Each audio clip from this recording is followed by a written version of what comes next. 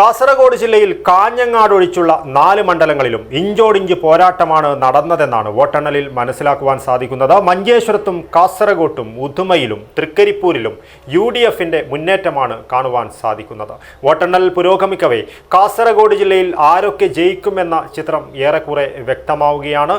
കൂടുതൽ വിവരങ്ങളുമായി വോട്ടെണ്ണൽ കേന്ദ്രത്തിൽ നിന്നും ന്യൂസ് 18 കാസർഗോഡ് ജില്ലാ പ്രതിനിധി KV ബൈജു നമ്മോടൊപ്പം ചേരുകയാണ്.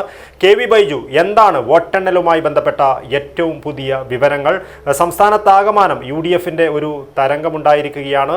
അത്തരത്തിലുള്ള ഒരു തരംഗമാണോ കാസർഗോഡ് ജില്ലയിലും കാണുവാൻ വേണ്ടി സാധിക്കുന്നത്? രണ്ടാം റൗണ്ട് പൂർത്തിയായപ്പോൾ വലിയ മാറ്റമാണ് കാസർഗോഡ് ജില്ലയിൽ കാണാൻ സാധിക്കുന്നത്. അതായത് LDFന്റെ ശക്തി കേന്ദ്രങ്ങൾ വലിയ വിള്ളൽ ഉണ്ടാകുന്നു എന്നാണ്. അതിൽ ഏറ്റവും പ്രധാനം നേരത്തെ സൂചിപ്പിച്ചതുപോലെ തന്നെ തൃക്കരിപ്പൂർ ആണെങ്കിൽ ഇപ്പോൾ ഉദുമയിലും വലിയ മാറ്റം വന്നിരിക്കുന്നു. ഉദുമയിൽ 7216 വോട്ടിന്റെ ലീഡാണ് ഇപ്പോൾ K നീലകണ്ഠനുള്ളത്.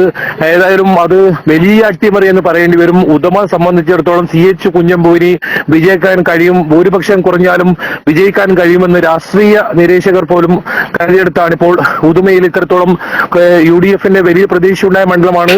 അവിടെ ഇപ്പോൾ വലിയ തോതിലുള്ള ഭൂരിപക്ഷം ഉയർത്തുന്നു എന്നതാണ് ഏറ്റവും പ്രധാനം. 7216 വോട്ട് ലീഡാണ് ഇപ്പോൾ K നീലകണ്ഠൻ ഉദുമയിൽ ഉയർത്തുന്നത്. അതുപോലെ തന്നെ തൃക്കരിപ്പൂരിലും സന്ദീപ് വാര്യർ അദ്ദേഹത്തിന്റെ ലീഡ് നില ഉയർത്തുമെന്നാണ് 2382. ഇതിൽ ഏറ്റവും ശ്രദ്ധേയമായ കാര്യം നീലേശ്വരം നഗരസഭ ഇടതിന്റെ ശക്തി കേന്ദ്രങ്ങളിൽ വോട്ടെണ്ണൽ പൂർത്തിയായപ്പോൾ, രണ്ടാം റൗണ്ട് പൂർത്തിയായപ്പോഴാണ് സന്ദീപ് വാര്യർക്ക് മേൽക്കൈ നേടുന്നതെന്നാണ് ഏറ്റവും പ്രധാനം. അതായത് 3-2 എന്ന നേരത്തെ ഉണ്ടായ നില അത് ഇനി മാറുമോ? അതാണ് ഇനി ഏറ്റവും പ്രധാനം.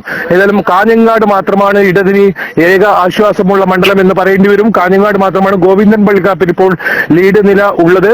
മറ്റ് 2 ഇടതിന്റെ കുത്തക കോട്ട എന്നൊക്കെ പറയാവുന്ന തൃക്കരിപ്പൂറും അതുപോലെ തന്നെ ഉദുമയിലും മാറി മണിക്കൂറുകളിലെ ആകാംക്ഷയുള്ള ഒരു കാര്യം. ഏതായാലും മറ്റൊരു പ്രധാനപ്പെട്ട കാര്യമുള്ളത് NDAയുടെ കാര്യത്തിലേക്ക് വന്നാൽ NDAക്ക് വലിയ തിരിച്ചടി ഉണ്ടായിരിക്കുന്നു. മഞ്ചേശ്വരത്തും കാസർഗോഡും വളരെ പിന്നോട്ട് പോയിരിക്കുന്നു.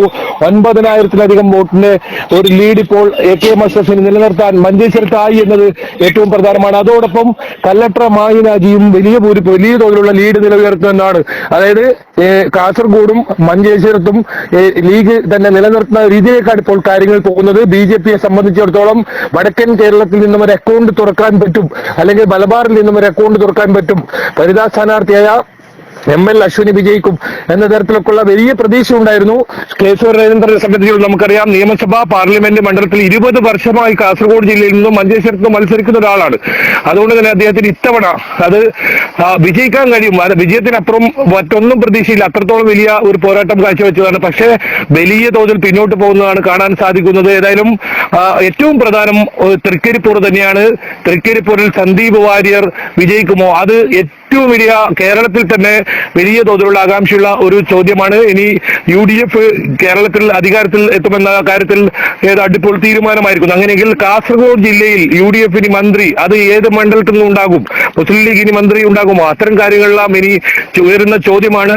ഏതായാലും ഇനി ഏതാനും മണിക്കൂറുകൾക്ക് തന്നെ നമുക്ക് ഇതിലൊരു കൺക്ലൂഷനിലേക്ക് എത്താൻ പറ്റും. നിലവിൽ മഞ്ചേശ്വരത്തും കാസർഗോഡും വലിയ ലീഡ് മുസ്ലിം ലീഗിനുണ്ട്, UDFനുണ്ട് എന്ന് പറയേണ്ടി വരും.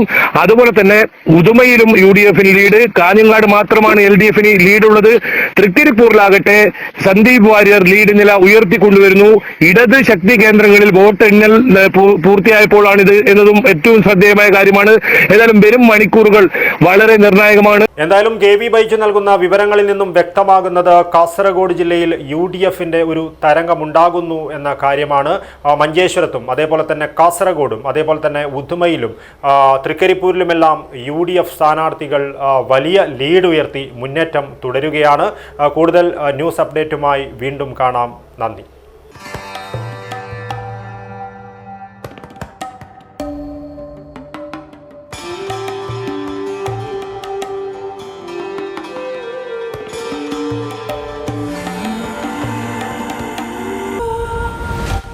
Shopika Weddings, the bridal legacy.